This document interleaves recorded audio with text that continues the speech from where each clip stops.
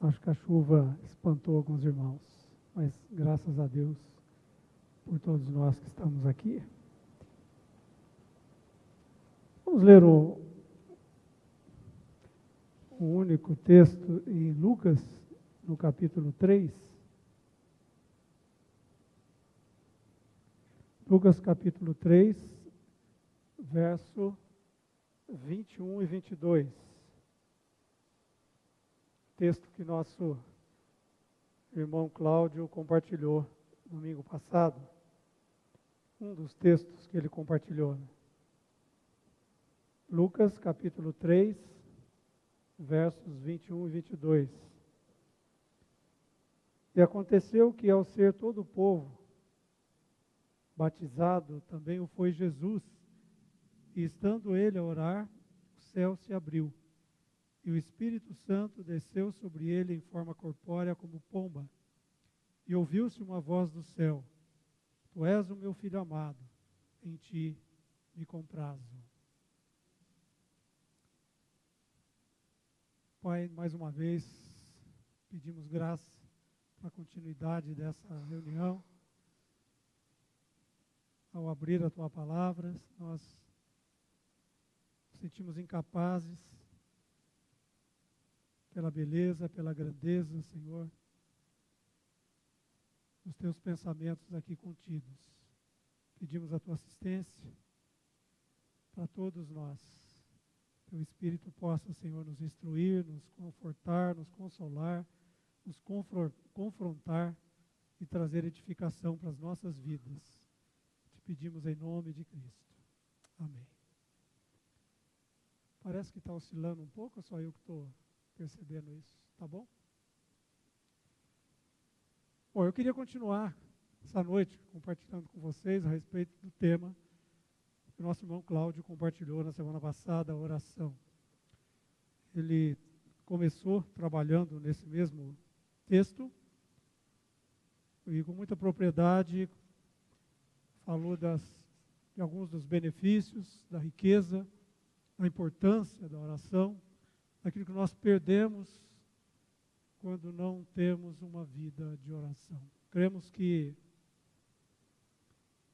é o momento do Senhor, é um tema que o Senhor tem trabalhado na nossa vida individualmente, como comunidade, então devemos dar a Ele alguma atenção a mais. Eu conversei com o Cláudio e o encargo dele depois é continuar os outros textos que ele abriu também a semana passada. E então ele me abriu a oportunidade de trabalhar um pouquinho mais esse texto aqui. Quero ler de novo com os irmãos. E aconteceu que ao ser todo o povo batizado, também o foi Jesus, estando ele a orar. Essa é uma frase muito importante no nosso compartilhar. Estando ele a orar. 3 coisas vão acontecer. O céu se abriu, primeiro. Segundo, o Espírito Santo desceu sobre ele em forma corpórea como pomba. Terceiro, ouviu-se uma voz do céu: Tu és meu filho amado, em ti me comprazo. Enquanto nosso Senhor Jesus orava, ele foi compelido pelo Espírito para ser batizado, para dar início ao seu ministério terreno. E enquanto ele, depois de ser batizado, enquanto orava, essas 3 coisas aconteceram com nosso Senhor, enquanto ele orava. Nosso irmão Cláudio trabalhou a primeira. O céu se abriu. Aplicar essas 3 coisas aqui ao nosso Senhor, está claro no texto. Mas será que podemos aplicar a nós também? Eu gostaria nessa noite, o nosso irmão fez isso com o primeiro ponto, eu gostaria de mostrar para vocês que sim. Pela palavra de Deus, vou apresentar alguns textos que vão mostrar claramente que essas 3 ocorrências, que eu vou chamar de 3 benefícios principais da oração, porque elas ocorreram enquanto nosso Senhor orava. E eu vou mostrar para vocês pelas Escrituras que essas coisas, elas são correntes na palavra de Deus através da oração. E elas se aplicam a nós. Aliás, eu posso dizer para vocês que, a não ser o ato expiatório do nosso Senhor, o seu sofrimento expiatório, de levar sobre si o nosso pecado, todo o resto da vida do nosso Senhor se aplica a nós. Ele deixou isso muito claro.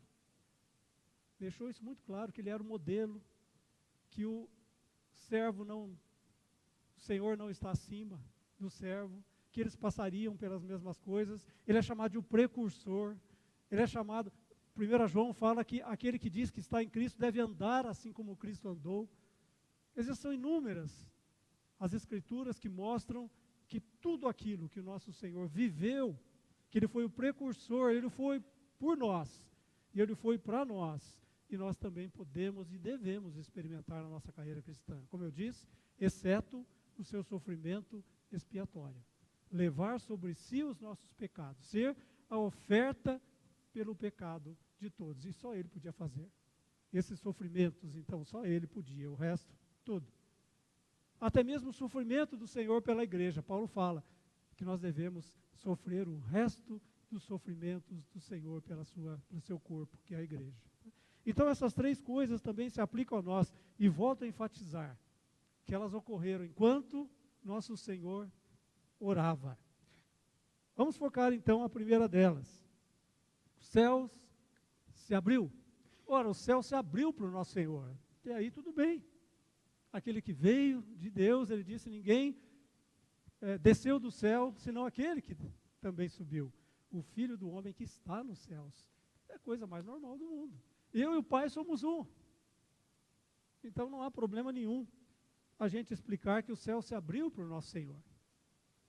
E por que isso ocorreu para o nosso Senhor ali? Primeiro, podemos dizer que foi um testemunho do Pai. Um selo que o Pai estava colocando sobre o nosso Senhor, para que aqueles dos seus discípulos que ali estavam pudessem perceber. Era o início do ministério do nosso Senhor.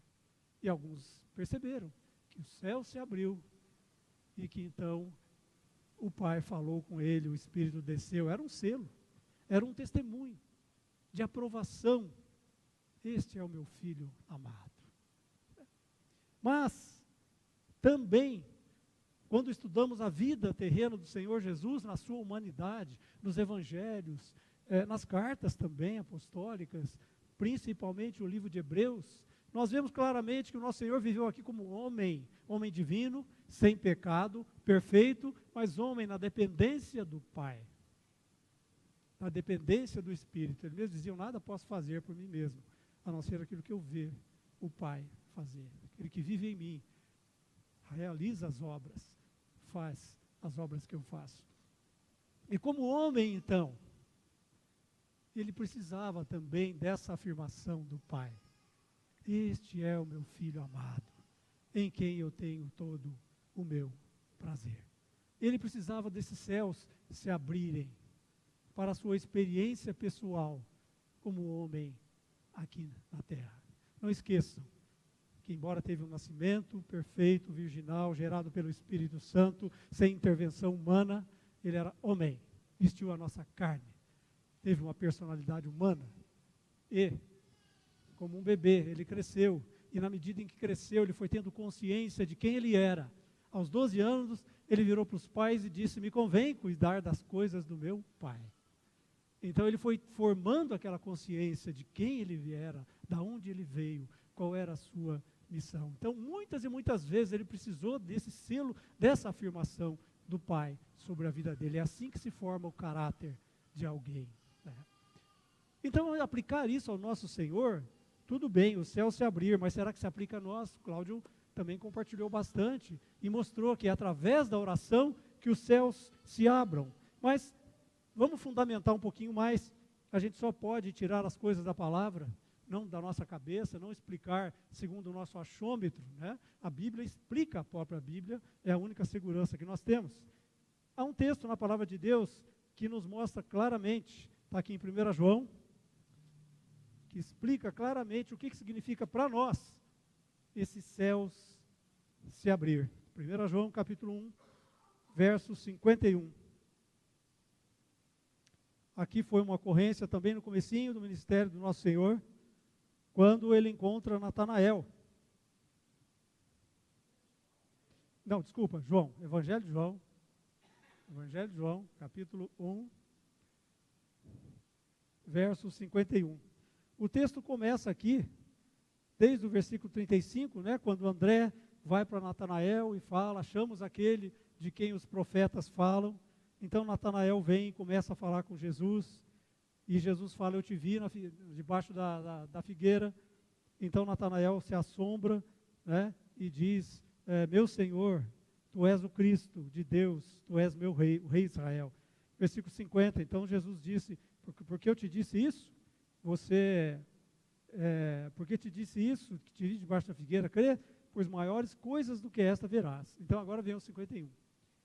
E acrescentou Jesus, em verdade vos digo, que vereis o céu aberto, e os anjos de Deus subindo e descendo sobre o Filho do Homem. Ora, aqui já não está se referindo mais ao nosso Senhor.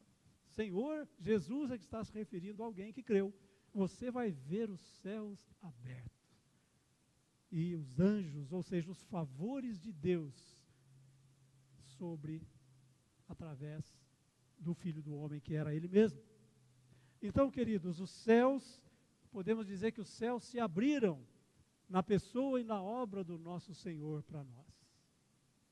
Mas de que forma isso falando objetivamente? Através da sua obra, da sua morte na cruz, da sua obra expiatória, nós encontramos isso lá em Hebreus capítulo 10, dos versos 19 a 22. Entende, irmãos, intrepidez para entrar no Santo dos Santos, por que meio? Pelo sangue de Jesus, pelo novo e vivo caminho que Ele abriu pelo véu, isto é, pela sua carne. O que é esse Santo dos Santos, senão os céus abertos para nós? Então, objetivamente, céus abertos significa que o nosso Senhor os abriu para nós. Ele está aberto, acessível. Mas de que forma nós podemos tocar? De que forma que nós podemos ver os céus abertos? De que forma que, em realidade, na nossa experiência, subjetivamente, nós podemos ter, em realidade, os céus abertos e os favores de Deus a nosso favor? Através da oração. Não há outro meio. Não há outro jeito. E Hebreus capítulo 10, versículo 19 e 20, nos conclama isso. Com ousadia, com intrepidez, a entrar no Santo dos Santos. Que forma nós podemos fazer isso, senão através da oração? Hebreus capítulo 4, no verso... não lembro agora que verso que é. 16, se eu não estou enganado, também vai falar que nós devemos nos achegar ao trono da graça. Ali também falamos sobre oração, a fim de recebermos misericórdia e acharmos graça para socorro em ocasião oportuna. Deixa eu só confirmar, o capítulo é 4 mesmo de Hebreus, se é versículo 16 mesmo. Tenho quase certeza que é. É isso mesmo. Cheguemos-nos, portanto, confiadamente junto ao trono da graça, a fim de recebermos misericórdia e acharmos graça para socorro em ocasião oportuna. Sabe o que está dizendo esse texto? Orem. Orem confiadamente. Porque os céus foram abertos pelo nosso Senhor. A graça reina pela justiça de Cristo, conforme diz Romanos capítulo 5, verso 21.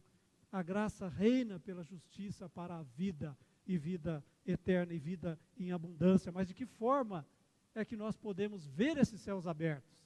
De que forma que nós podemos ver os anjos de Deus descendo e subindo sobre o Filho do Homem, que são os favores de Deus a nosso favor, uma redundância aqui, né? Que é a graça de Deus a nosso favor. De que forma, senão através da oração? Então, esses céus abertos aqui para nós significa a graça de Deus em Cristo disponível e que pode ser alcançada e que pode ser recebida através da oração. Quer ver os céus abertos? Ore. Quer ver os anjos de Deus descendo e subindo como graça, como bênçãos para a tua vida? Ore, prossiga orando. A abundância da graça está disponível para todos nós e ela só pode ser recebida por meio da oração. Nós não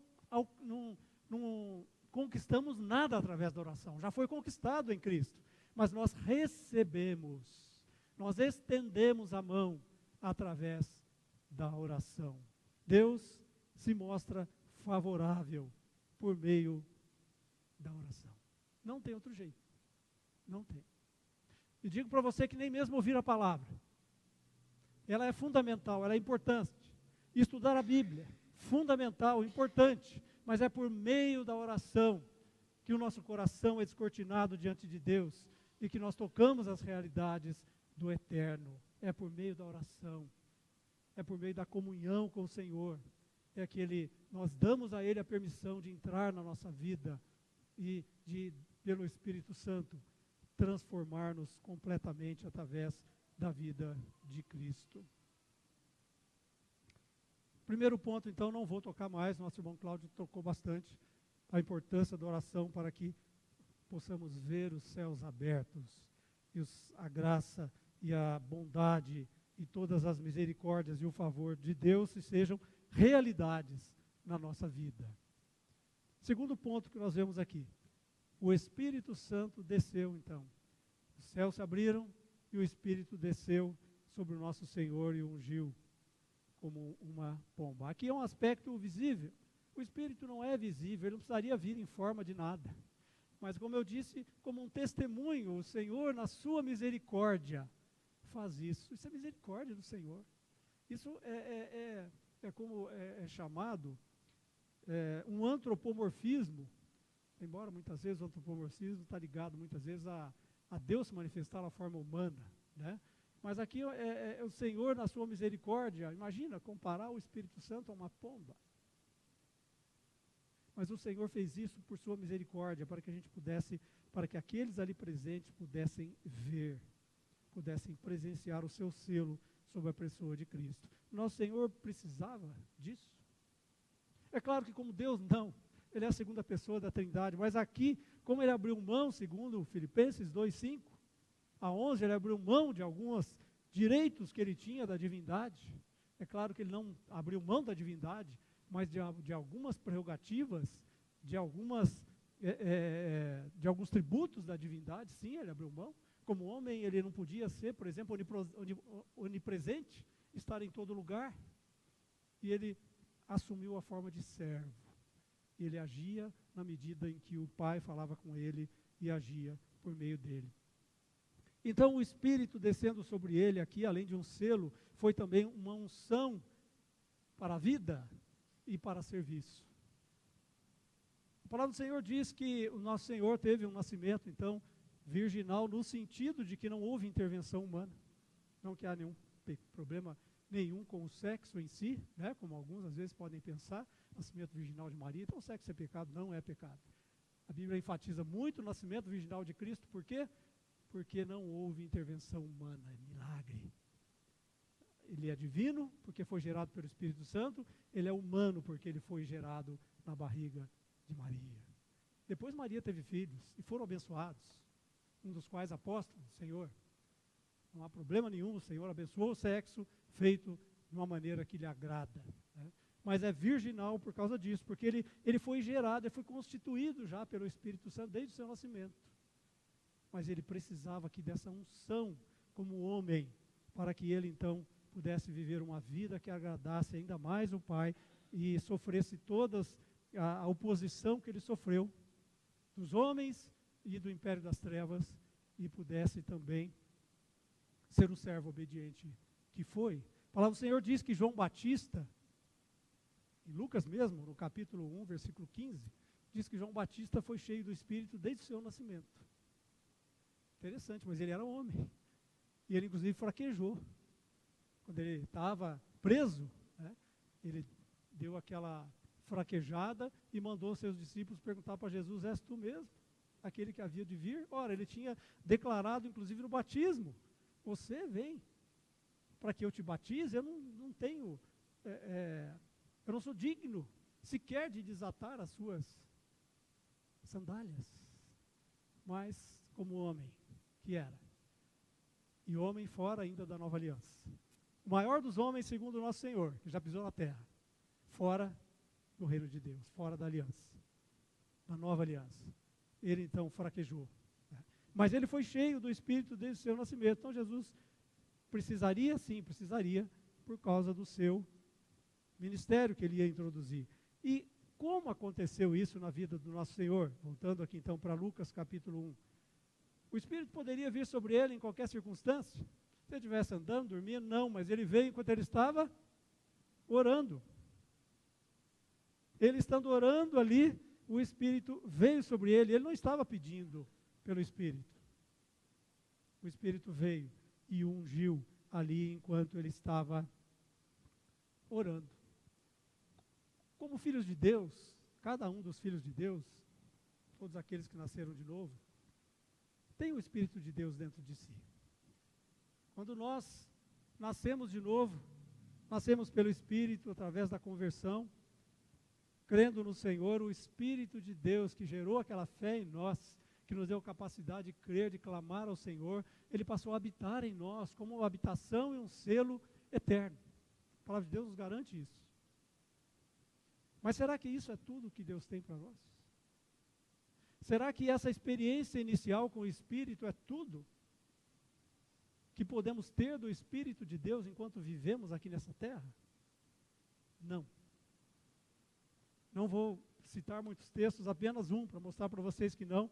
É muito conhecido, Efésios capítulo 5, versículo 18. Enchei-vos do Espírito, falando entre vós com salmos, hinos, cânticos espirituais, louvando e entoando de coração ao Senhor. Efésios capítulo 5, versos 18 e 19.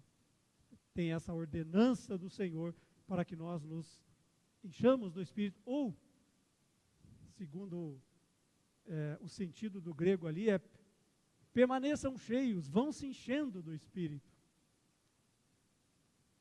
E ali ele mostra a forma como que nós podemos fazer isso. O que é louvando ao Senhor, adorando, né, com salmos? O que é tudo isso? Não são formas de oração? Há alguém que já disse que quem canta ora duas vezes. É uma forma de expressão que envolve até mais as emoções, por isso as letras que a gente canta tem que ser letras bíblicas, né? Para a gente não entrar por uma teologia errada. Então ali todas essas expressões com salmos, o que é isso? Se não meditar na palavra, senão também não é uma forma de oração, né? Mas quero levar para vocês pensarem, verem comigo, quando o nosso Senhor ordenou, lá em Atos, vamos ler esse texto, é muito importante, Atos capítulo 5, ele estava para ser recebido nos céus, e ele deu então algumas ordenanças para os seus discípulos, quanto à vinda do Espírito em Pentecostes, que era a promessa do Pai, que era a promessa feita a Abraão, que era a promessa do propósito eterno de Deus. Atos capítulo 1, versículo 4.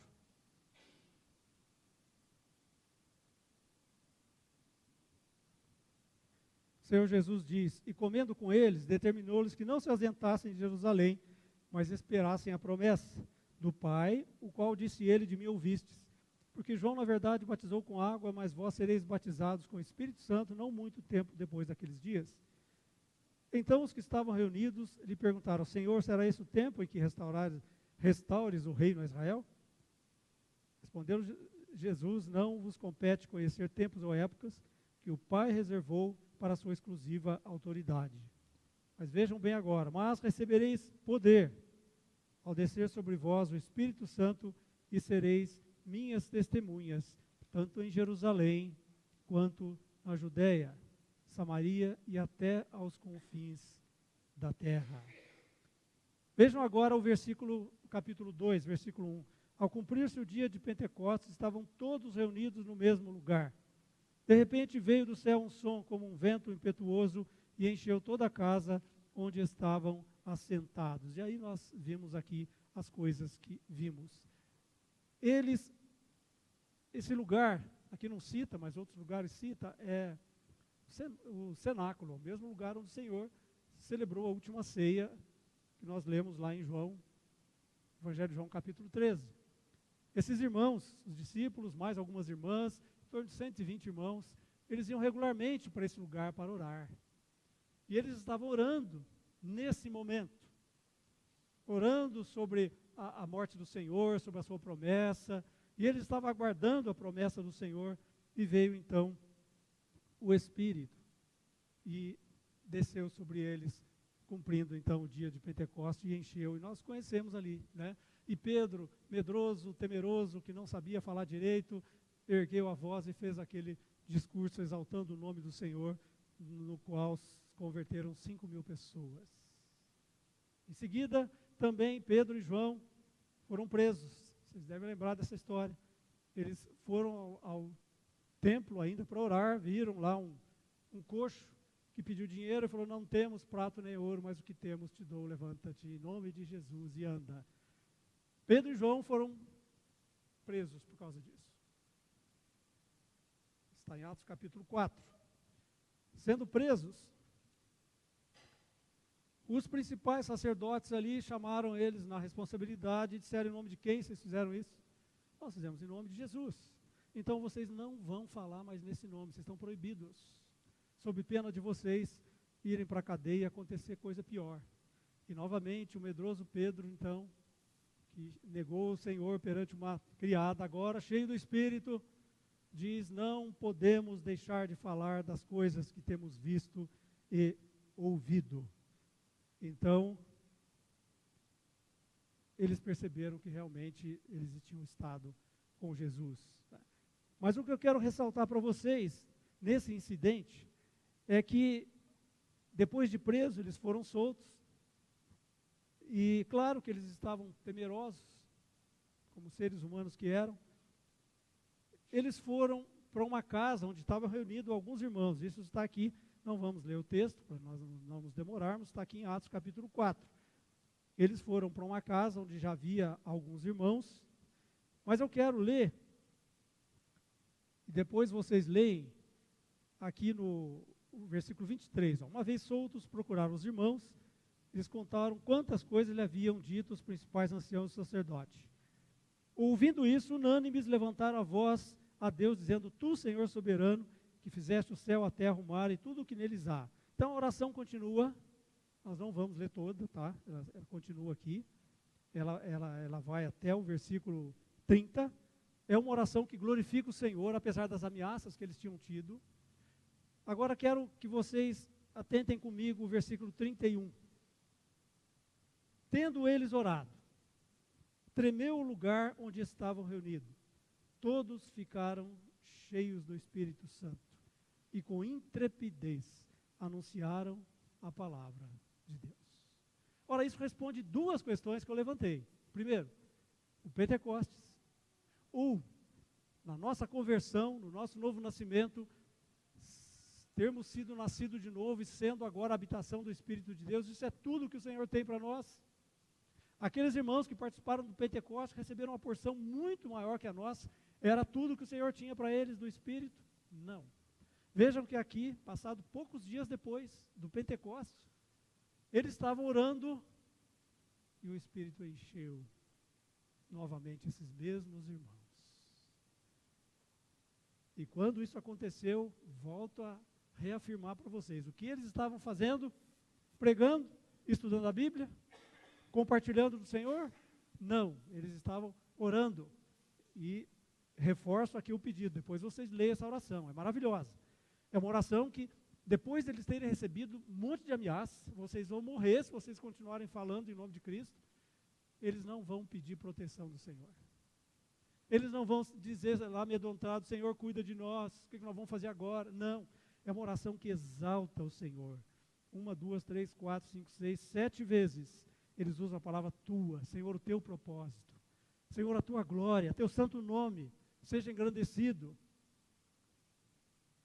Enquanto estendes a tua mão para fazer curas, sinais, prodígios, por intermédio do teu santo servo Jesus. Então é uma oração totalmente que glorifica o Senhor, totalmente centrada na pessoa de Cristo, na glória e na soberania do nosso Deus. Não podia dar em outra coisa. Tremeu o lugar onde eles estavam reunidos, e o Espírito veio e novamente encheu a vida deles. Eu poderia ainda mostrar para vocês outros lugares na palavra de Deus, onde o Senhor nos conclama, onde o Senhor nos exalta, a que demos lugar ao Espírito, a que nos enchamos do Espírito, a que permaneçamos cheios do Espírito. E isso está totalmente vinculado à oração. Então, queridos, enquanto o nosso Senhor orava, o Espírito desceu sobre ele como uma pomba e o ungiu. E se nós queremos beber mais do Espírito Santo, e precisamos dele, assim como é impossível viver a vida cristã sem oração, é impossível agradar a Deus e viver uma vida vitoriosa, uma vida abundante, sem estarmos nos enchendo e sendo cheios do Espírito Santo. Vamos viver na carne. Romanos 8 foi escrito com essa suposição, de que nós estamos dando lugar para o Espírito. Então, lá o escritor, o apóstolo Paulo, diz que abre sobre nós aquela vida aonde nós somos inclinados, aqueles que se inclinam para o Espírito, cogitam das coisas do Espírito, para esses a vida e paz. Nós não precisamos fazer reuniões de poder, nós não precisamos fazer reuniões, campanhas, não há necessidade. Esses irmãos foram cheios do Espírito em reuniões normais, onde eles estavam orando, glorificando o nome do Senhor. O Espírito de Deus, o Senhor Jesus deixou muito claro qual que é a figura, uma das figuras mais claras na Bíblia para o Espírito Santo: água. O Senhor diz que aquele que crer em mim, aquele que cresce nele, do seu interior fluiriam rios de água viva. Depois um outro texto explica. Isso ele disse com respeito ao Espírito que havia de receber aqueles que nele crescem. E vocês sabem, não precisa ser doutor em física nem engenheiro para saber que a água busca os lugares mais baixos. Você coloca 2 canos e 2 baldes, um aqui e outro aqui. Qual vai encher primeiro? A água sempre busca. Por isso os rios têm os meandros, têm o contorno, porque ela encontrou lugares melhores, sem oposição e mais baixos para encontrar, para escoar, por gravidade. Então, na medida em que nós estamos humilhados diante do Senhor e vazios, porque também não há como o Espírito ocupar um coração cheio do eu, cheio do ego, cheio de si mesmo, na medida em que nós vamos ao Senhor vazio, à medida em que nós vamos ao Senhor com humildade, com dependência, Ele vai nos encher. E a oração é fundamental para isso. É por meio da oração. A oração, por si só, ela já traz essa conotação de humildade e de esvaziar-se de si mesmo, embora isso pode não ocorrer. Na verdade, nosso Senhor mesmo citou exemplos. Naquela parábola do fariseu e do publicano. Um foi orar, e humildemente não tinha coragem nem de se erguer, dizia: Senhor, sê propício a mim, pecador. O outro, todo pomposo, erguia no Senhor: graças te dou, porque eu não sou como esses outros aí. Então é possível orar cheio de orgulho. E esse vai voltar com as mãos vazias, o céu não vai se abrir, o Espírito não vai encher. Orar pressupõe que nós estamos indo ao trono da graça, necessitado, vazio, moribundo. Senhor, eu não consigo fazer por mim mesmo. Eu não sei, eu não posso te agradar. Por isso que muitas vezes o Senhor permite vir circunstâncias difíceis sobre as nossas vidas. Porque parece que quando tudo está bem, a gente esquece dele. Eu sei fazer, eu faço, eu tenho capacidade, mas quando vem uma situação difícil, para onde nós vamos? Trono da graça. Mas que nós aprendamos, por meio da oração constante, de uma vida de oração, a sempre depender do Senhor, mesmo nas coisas normais e corriqueiras, onde a gente sabe fazer, que nós dependamos dEle, que nós aprendamos que podemos fazer uma coisa simples de um jeito ou de outro, com o céu se abrindo e a graça e os benefícios do Senhor sobre nós, ou fazer simplesmente cheio da nossa capacidade e do nosso jeito. E o terceiro aspecto, para a gente terminar. Terceiro, estamos aqui focando nesse incidente, nessa situação na vida do nosso Senhor. 3 principais benefícios, são inúmeros. A quantidade de benefícios que a oração traz é inúmeros. São muitos, muitos, muitos. Mas estamos focando aqui alguns dos 3 principais benefícios na vida do nosso Senhor. O primeiro foi Lucas capítulo 3, voltando ao verso 21. O primeiro, então, o céu se abriu. O segundo, o Espírito ungiu. E essa deve ser a nossa porção. O Senhor, todas as demandas do Senhor, todas as suas exigências sobre nós, tem em Cristo o seu cumprimento. E tem através do Espírito em nós, o Espírito de Cristo, esse cumprimento prático na nossa vida. E sem, então, sermos cheios do Espírito, como nós vamos agradar o nosso Senhor? O terceiro, então, é a voz do Pai, que fala: Tu és meu filho amado, em ti me compraz. Ou seja, o nosso Senhor Jesus ouviu a voz do Pai, como um selo sobre a vida dele. Tu és meu filho amado, em ti eu tenho todo o meu prazer. E como Jesus ouviu essa voz, o que ele estava fazendo? Estava orando. Há uma outra circunstância também, em que Jesus ouviu de novo essa voz. A Bíblia dá uma outra situação, aonde também o Pai fala com Jesus. Vocês lembram? Monte da Transfiguração. E o que Jesus foi fazer lá no Monte da Transfiguração? Está em Lucas mesmo, vamos abrir lá, Lucas capítulo 9, versículo 28.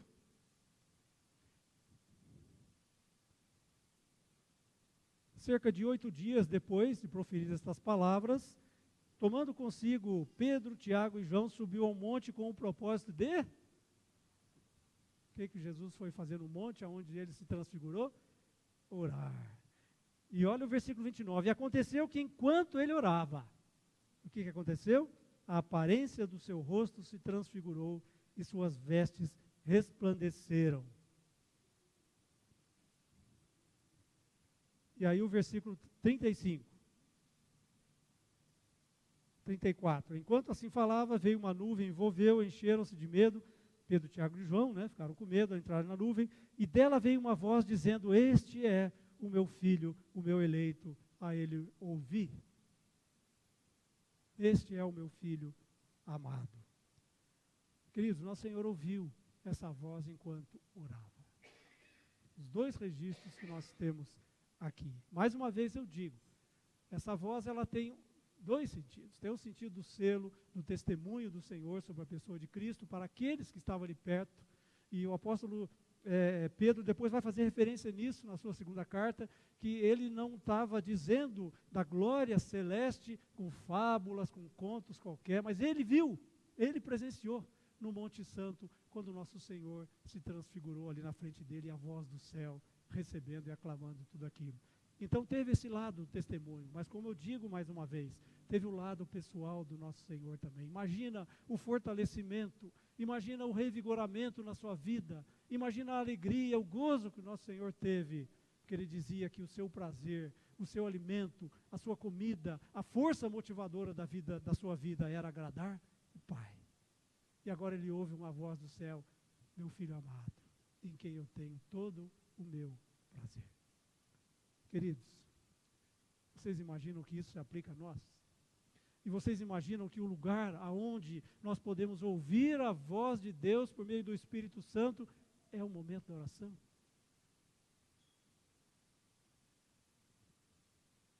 É comum os cristãos, muitos mestres, muitos pregadores dizer: quando nós oramos, nós falamos com Deus. E quando eu leio a Bíblia, Deus fala comigo. Verdade, mas isso é muito perigoso. Parece que está separando as duas coisas. E parece que a oração é apenas um monólogo, eu falo. Não. A oração precisa ter um tempo, conforme nós já temos dito aqui, onde tudo se mistura. Oração, palavra, meditação, adoração, clamor, comunhão. Há tempos em que nós vamos falar, clamar, pedir, orar. Há tempos de intercessão, mas há tempos em que a gente tem que ouvir o Senhor. E se nós não tivermos tempo de ouvir o Senhor enquanto oramos, vai ser difícil ouvir em algum outro lugar. Pela sua misericórdia, Deus pode falar conosco da forma como Ele quiser, mas a sua forma normal, usual, O seu padrão de trabalhar conosco é a comunhão por meio da oração. Romanos 8,16 fala isso, que o Espírito testifica com o nosso Espírito de que nós somos filhos de Deus. O que é isso? Senão as palavras que o nosso Senhor recebeu: tu és meu filho, eu te amo. De que forma nós podemos ouvir o Senhor se nós não oramos?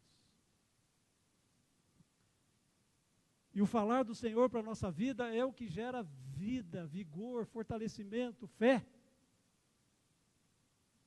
Muitas vezes,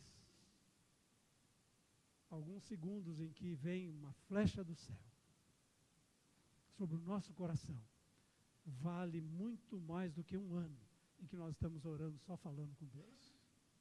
Isso fortalece a nossa vida, isso nos dá certeza, isso nos dá confiança, isso faz com que o nosso coração se aqueça, isso faz com que o apóstolo Paulo diz na sua carta, tanto em 1 Timóteo, 2 Timóteo, capítulo 1, versículo 12, ele diz: eu sei em quem tenho crido, eu estou bem certo que ele é poderoso. Por que ele sabia? Porque ele estudou os livros? Não. É o seu relacionamento pessoal com Deus. Romanos 8, também no final da carta, lá versículos 38 e 39, também ele fala: eu estou certo, eu tenho certeza que nada pode me separar do amor de Deus que está em Cristo Jesus. Romanos 8. É um capítulo por excelência dedicado à atuação do Espírito de Deus na nossa vida. Vai falar muito de Cristo ali, é claro, porque a base do trabalhar do Espírito na nossa vida é Cristo. O Senhor Jesus disse: o Espírito, quando vier, me glorificará, porque há de receber do que é meu e vou-lo-á de anunciar. Então o Espírito não cria nada.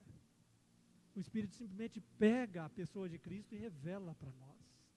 Ele sopra nos nossos ouvidos as riquezas de Cristo, do seu amor por nós, a sua vida dada por nós e para nós. Então é Ele que vai vivificar a palavra de Deus e fazer com que ela seja uma realidade para nós. E de que forma Ele faz isso? Enquanto oramos. Então, queridos, por todas essas razões, está muito claro de que a oração é vital para a vida cristã. Foi vital, Cláudio mostrou isso muito bem, citando vários versículos aqui em Lucas. Depois ele vai voltar a trabalhar sobre isso. Lucas foca a humanidade do nosso Senhor. E quantos textos aqui em Lucas fala do tempo que o nosso Senhor dedicava à oração. Às vezes, ele ficava a noite inteira orando. Exatamente porque era o tempo. Ele tinha muito o que fazer. E ele trabalhava esses 3 anos e meio. Então era um tempo ali recluso, onde ele estava tendo uma intimidade, só ele e o Pai, ouvindo o Pai e falando com o Pai, derramando o seu coração. Se isso foi importante para ele, quem dirá para nós? Todos nós temos muita dificuldade com a vida de oração. Começamos, paramos, tem época que vai bem, tem época que vai mal. Mas eu quero alertar os irmãos e exortar os irmãos, o prejuízo que nós temos por não orar. O irmão Cláudio já citou também na semana passada, né? Pouca oração, nenhum poder. Nem poder para a vida, nem poder para serviço, nem poder para agradar a Deus. Pouca oração, pouco poder. Muita oração, muito poder.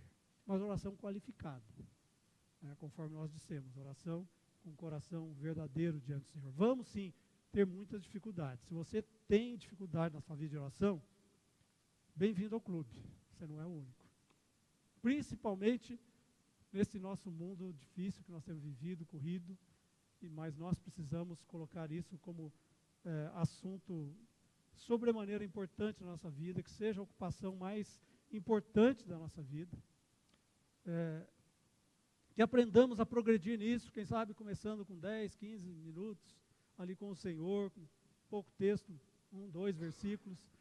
Leia, medite, ore, derrame seu coração diante do Senhor, não tente fazer a coisa sempre do mesmo jeito, varia, porque nós somos assim, um dia nós estamos de um jeito, um dia nós estamos do outro. O Espírito vai nos levar um dia a orar sobre um assunto, outro dia outro, um dia interceder, um dia lembrar de algum irmão para orar, outro dia ter comunhão com Deus, um dia chorar e lamentar dos nossos pecados, outro dia adorar, outro dia ter comunhão, talvez um dia ficar quieto diante do Senhor, talvez um dia só ouvi-lo.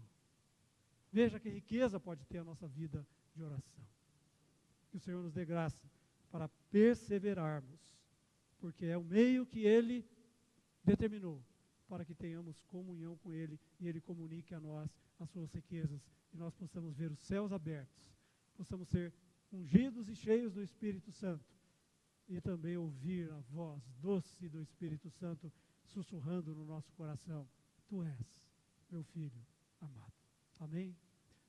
Senhor, bendito teu nome, somos gratos por tuas riquezas, pela tua graça, pela tua misericórdia, por tua provisão plena em Cristo, pela tua provisão em nós, pela habitação do teu Espírito e pela tua palavra bendita e maravilhosa. Guia-nos, Senhor. Guia-nos em nossas lutas, nossas dificuldades, nossas mazelas, nossos fracassos. Ajuda-nos a estarmos nos arrependendo, reerguendo o nosso altar diante do Senhor. Nós te pedimos, pelos méritos de Cristo.